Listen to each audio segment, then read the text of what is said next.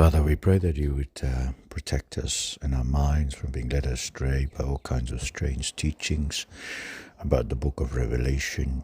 But help us, Lord, to understand the book as you have intended it to be, as a book that encourages us believers who are suffering during the last days, this time, and awaiting your return. In Jesus' name, amen. So we've now come to Revelation chapters 4 to 7, and I've entitled these chapters as From Heaven to Judgment, because it starts from heaven. So we'll start with Revelation 4. In Revelation 4, the very first thing that John sees in the vision is a throne room in heaven. And then we are told that this is what must soon take place. And I think it's very important to realize that what must soon take place then will be that God's rule will be established. I think that's probably the meaning behind the vision. That is that the throne room vision of God tells us that this is what must soon take place. And what must soon take place is that the Lord's throne will be established in judgment, and then it will be established in the world, in the earth. And so I think it's very important for us to realize this. But then in verse 2, we're told that there's a throne.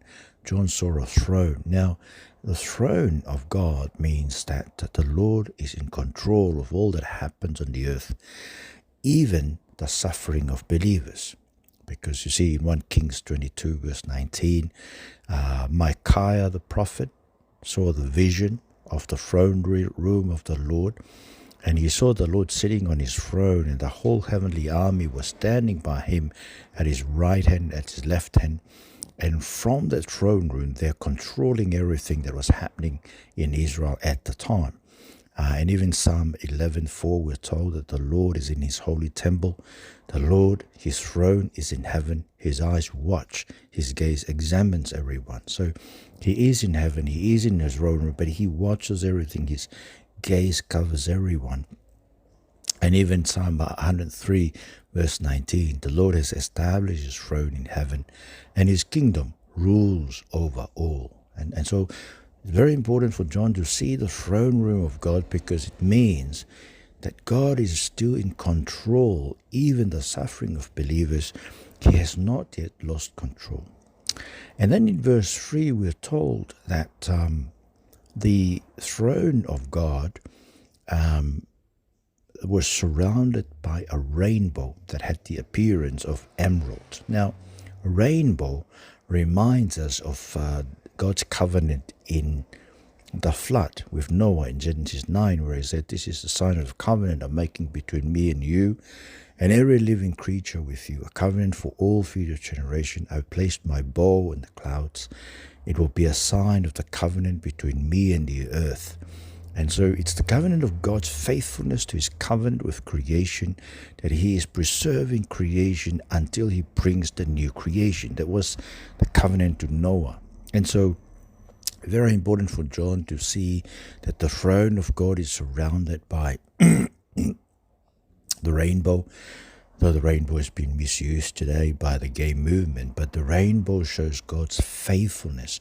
I just take it that with the gay movement, they've chosen a sign of God's faithfulness, that God will be faithful in punishing them like he did to Sodom and Gomorrah because of their lifestyle. But anyway, for here in chapter 4, it's the faithfulness of God, his covenant of creation, that he is still faithful to us. He's still keeping everything going until he brings new creation. So nothing has changed. I think that's the encouragement here of seeing the rainbow.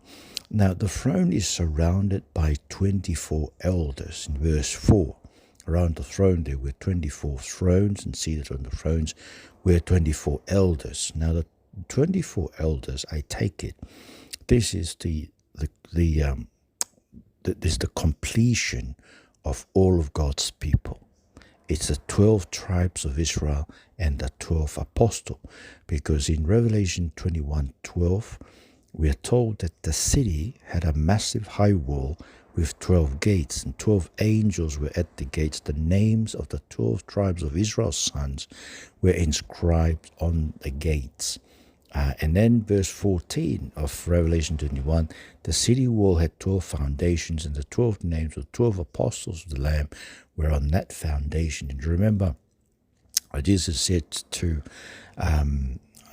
his disciples in Matthew 19:28, truly I tell you, in the renewal of all things, when the Son of Man sits on his glorious throne, you who followed me will also sit on 12 thrones, judging the 12 tribes of Israel.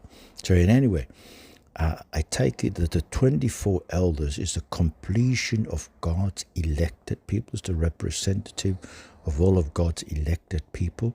They represent the 12 tribes as well as the 12 apostles. There are 24 elders surrounding the throne of God. And then we are told in verse 5, there is the 7 fiery torches burning before the throne, the fullness of the Holy Spirit. Well, it's the 7 fiery torches. We saw this in chapter 1. But it is the 7 spirits of God, which is the fullness of the Holy Spirit. So wherever the presence of God is, in the throne of God, there is the Spirit of God, the fullness of the Holy Spirit of God. And it is the Holy Spirit that is with us because it represents the fullness of the presence of God. Then there is 4 living creatures covered with eyes around the throne, verse 6. They had 6 wings day and night. They never stopped saying, holy, holy, holy is the Lord God Almighty, who was and is to come. Now, this is this points us back to the throne room of God that Isaiah saw in Isaiah chapter 6, where God's mission to his people is commissioned.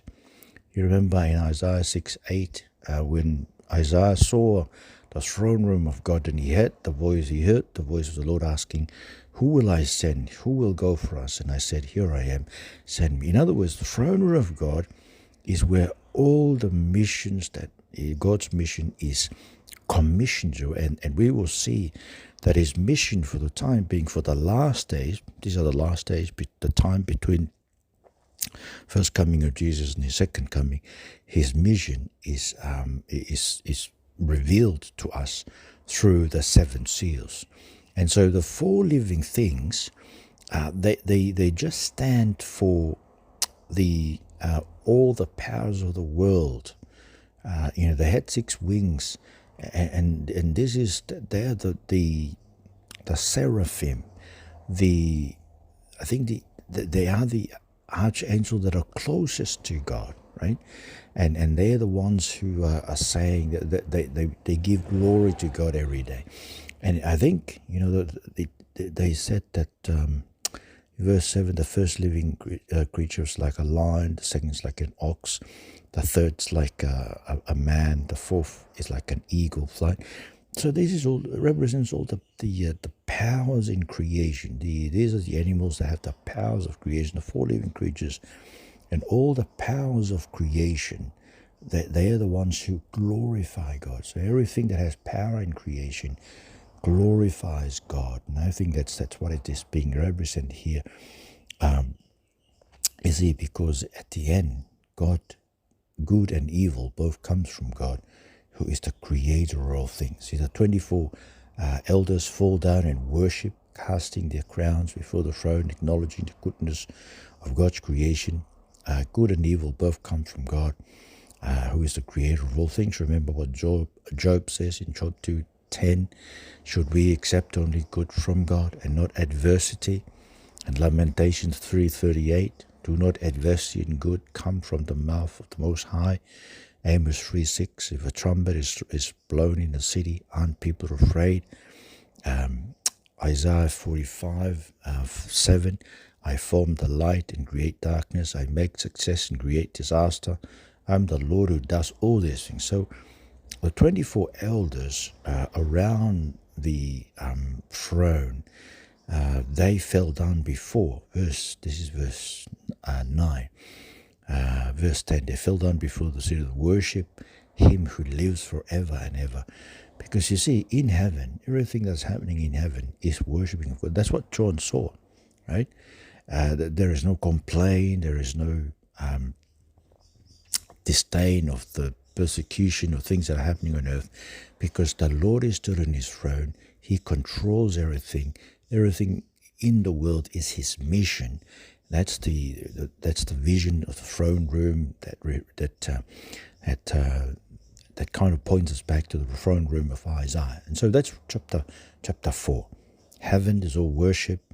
There is nothing moved. God is still in control of creation.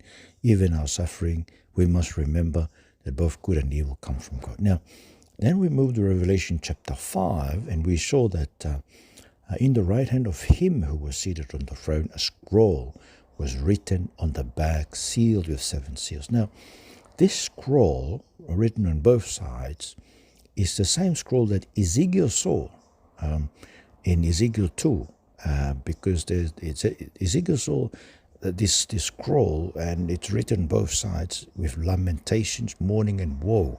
That is, this scroll with the 7 seals consists of the judgment God was bringing upon his people and upon the world. See, then he was told, so I saw Ezekiel 2, 9 and 10. So I looked and I saw a hand reaching out to me, and there was a written scroll in it. When he unrolled it before me, it was written on the front and back. Words of lamentation, mourning, and woes were written on it. So, in other words, these are the things that was written that Ezekiel saw was a judgment upon God's people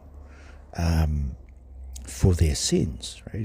And then Ezekiel was told to eat it, and then to go and spoke it to the people. But I think this is God's the plan, the scroll that was held in the right hand of God is God's plan for the time in between the first coming of Jesus and his second coming. It will reveal what Jesus had told his disciples that will happen before the end comes, before the return of Jesus. And we will see that when he opens the 7th seal. It is exactly what Jesus was saying. In Matthew 24, Mark 13, and Luke 21.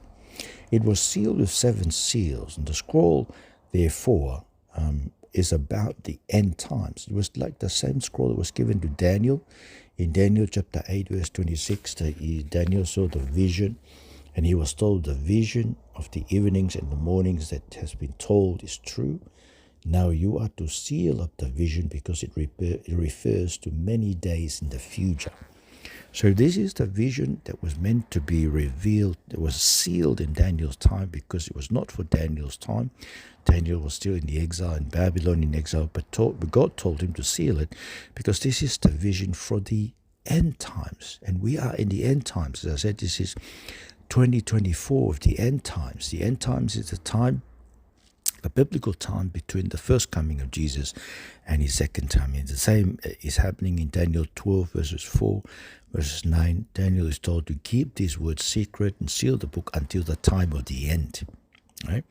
It's so, in other words, we're reminded that this sealed scroll is the same that was revealed to Daniel. Of course, if you look at Daniel, I remember that the vision that Daniel saw of the great image in chapter 2, where the image represented the 4 kingdoms, Babylon, and then Media, and Persia, and then Greece, and then Rome. And then during the rule of Rome, the kingdom of God will come and destroy all other kingdoms and will grow, and that's the kingdom will have no end.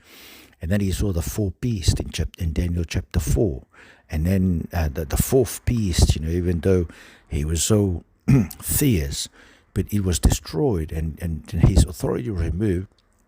Then one like a son of man was coming out on the clouds and was seated in the presence of Ancient of Days and was given authority to rule forever and ever. And so this is the time. This is the end time. Because you see that vision of the Son of Man coming up, the presence of Ancient of Days in order to be established, is now time. It's now. Jesus has been raised. from the dead. He's ascended. He's seated at the right hand of God. And so the sealed scroll that was given to Daniel is now to be unsealed, right? And then, of course, there is an announcement: who is worthy to open the scroll, the seals, so that we may know God's plan for the last days. Because that's what Daniel was told, that this scroll is to be sealed for the end of days, for the last days. Of course, Acts 2:17, we are told that this is the last days. Hebrews 1:1-2, in these last days, God has spoken to us through the Son, and that's where we are, right? The time in between the first coming of Jesus and his second coming. We are in the last days. And then, John was weeping because no one was found, but then he was told, the Lion from the tribe of Judah, the root of David, has conquered. And so he's able to open the scroll and its 7 seals, verse 5. The risen Jesus is the one who has power to bring about God's plan and oversee it till the end, right? Why? Because he has conquered. We are told in 1 Corinthians 15:24-27 that he is ruling until the end. At the end, Jesus will hand over the kingdom to God the Father when he abolishes all rule and all authority and power. For he must reign, that is Jesus, he must reign until he puts all enemies under his feet. The last enemy to be abolished is death, for God has put everything under his feet. Now when it says everything is put under him, it's obvious that he puts everything, that everything is put under him, but except God. Right? So this is why Jesus is the one who can open it, because he's the one who's given the rule of God at the end of days, at this time. He has been ascended to heaven on the clouds, and his ascension, and he's seated at the right hand of God, and he's ruling from there until all his enemies are made his footstool. But John saw that he's a slaughtered lamb, slaughtered lamb in the midst of the throne, because this means that God's plan from eternity includes the sacrificial death of Jesus. Remember, in Revelation 13:8, we are told that the book of life is the book of life written from the foundation of the world, the book of life of the Lamb who was slaughtered. See, already in eternity, God's plan was for the Lamb to be slaughtered, right? In order for him to conquer, in order for him to be the one who's given authority to rule at this time, at the end of the day. And his appearance, that he has 7 horns. 7 horns means full of power. The fullness of power is in him. Horns is power. And he has 7 eyes. Now, the 7 eyes, which we're told, which are the 7 spirits of God sent into all the earth, in verse 6, chapter 5, verse 6 of Revelation, means that the Lord knows all that is happening to the believers, since his spirit lives with us. See, in 2 Chronicles 16:9, we're told that the eyes of the Lord roam throughout the earth to show himself strong for those who are wholeheartedly devoted to him. And then Psalm 33:18, look, the Lord keeps his eye on those who fear him, those who depend on his faithful love. Psalm 34:15, the eyes of the Lord are on the righteous, and his ears are open to their cry for help. And so therefore, you see, the 7 eyes of the Lamb, see, the 7 horns means he has the fullness of power. The 7 eyes means that he has the fullness of knowledge of what's happening to the believers, because his spirit lives with us. Then he took the scroll from the right hand of God, verse 7, which means that the authority of God in his right hand is given to him, right? The authority of the Lord is given to the Lamb with the scroll, and that reminds us of what happened in Daniel 7:13-14, where the Son of Man was coming with the clouds. He approached the Ancient of Days, was escorted before him, was given dominion and glory and a kingdom, so that those of every people, nation, and language should serve him. And his dominion is everlasting dominion. See, the 4 living creatures and the 24 elders with their harps and their golden bowls, filled with the prayers of saints, sang a new song. See, our response, to the conquering Lamb, to knowing that God, that Jesus is the one given the authority to rule and to open the scrolls, to take control of what God is doing in the world in the last days. Our response should be like the living creatures in 24. Response is worship, right? And then we are told that many angels, countless thousands plus thousands upon thousands, said that they joined the worship, saying that worthy is the Lamb for glory. So they worship, and then every creature. So in other words, now that the Lamb is found worthy to open these scrolls, to rule the world, and to run, to control everything, our response should be like the response in Philippians 2:10. The name of Jesus, every knee shall bow in heaven and earth and under the earth. Every tongue will confess Jesus Christ is Lord, to the glory of God the Father. And then at the end, the four living creatures says, Amen. Elders fell down and worship. See, in heaven, there's joyful worship of God and of the Lamb. And imagine that is what should happen to us, right? Even though we go through suffering, but that vision of heaven in these two chapters, Revelation 4 and Revelation 5, is a vision of victory. The Lamb who conquers. He is the one who's given the authority of God to rule from his right hand. He controls everything that is happening during this end times. The end times vision were revealed to Daniel, but was told to seal it on the scroll.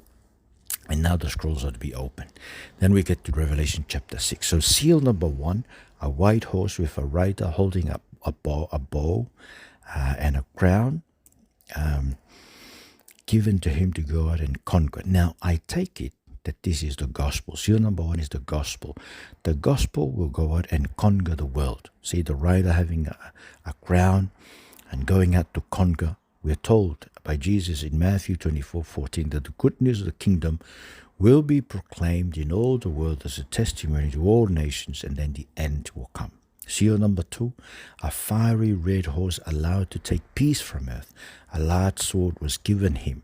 This is wars. This is exactly what Jesus said in Matthew 24:6. You're going to hear of wars and rumors of wars. See that you're not alarmed, because these things must take place, but the end is not yet. Right? That's seal number 2, wars. Seal number 3, a black horse given a set of scales. Famines. This is famines, right? And again, Jesus said that in Matthew 24:7, there will be famines and earthquake in various places. So natural disasters, but the end will not yet come. So this is the plan of what's currently happening now, that what Jesus was revealing to his disciples when he was speaking about the end in Matthew 24. Seal number 4, a pale green horse with a rider named Death, and Hades was following him, given authority over a fourth of the earth to kill by sword, famine, plague, and by wild animals.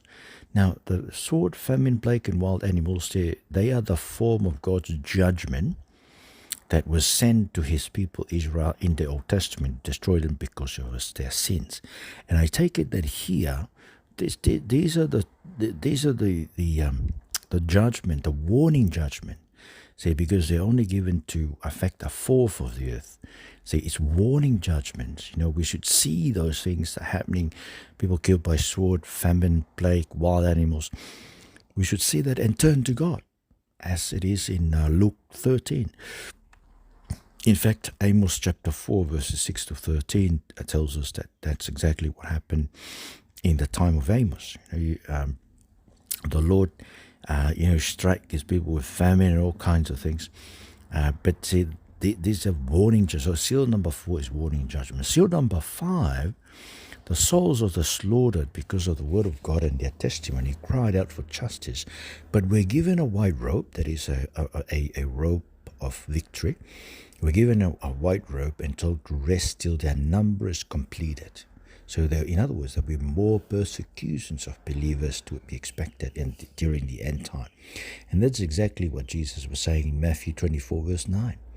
And they will hand you over to be persecuted, they will kill you, you'll be hated by all nations because of my name. See? We're hated. Then seal number 6. I take it, some people take it to be judgment, but I take it as the preparation for judgment.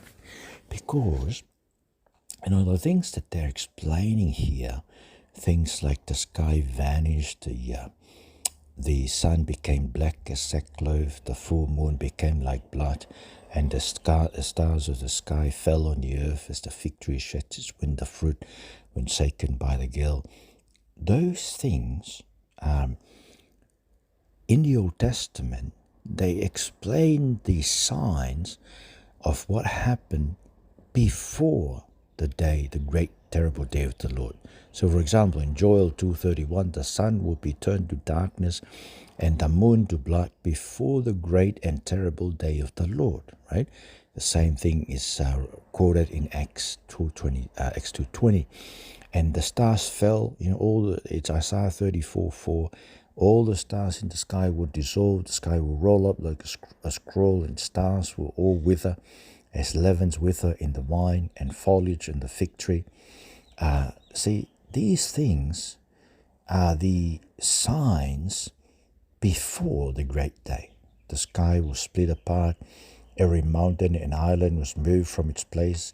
Ezekiel 38:20 says exactly the same thing, that the fish of the sea, the birds of the sky, the animals, every creature that crawls on the ground, every human beings on the face of the earth will tremble before me. The mountains will be demolished, the cliffs will collapse, and every wall will fall to the ground. See, this is before the coming of the Lord. So, because these are warning judgment, and I take it that the kings of the earth, we're told that the kings of the earth and great ones, generals, and the rich and powerful, and everyone, slaves and free, they try to hid themselves from the Lord, calling to the mountains and rocks to fall upon us and hide them. Now, this is exactly what is happening right now in the world during these end times. Don't you think? People are looking for ways to hide themselves from before God. And even these things, they try to do away with God, right? This gender confusion, these gender issues that are really raging all over the world. I think it's the world trying to rid of God. They just think this is one way of hiding from God, is to get rid of God. But they cannot get rid of God, because at the end, the Lord will come.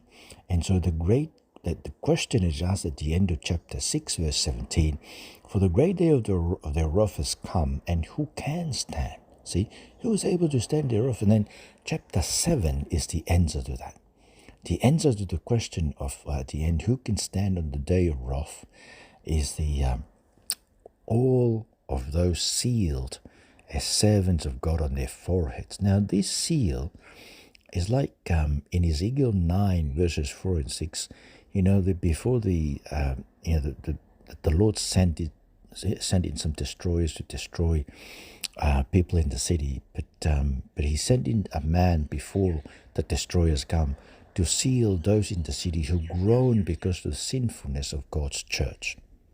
So, in other words, those who will be sealed are those who detest everything that's happening in the world, especially in the church and especially outside the world. We are the servants of God who will be sealed in our foreheads, in Revelation 7:3. And we're the ones who will be escape.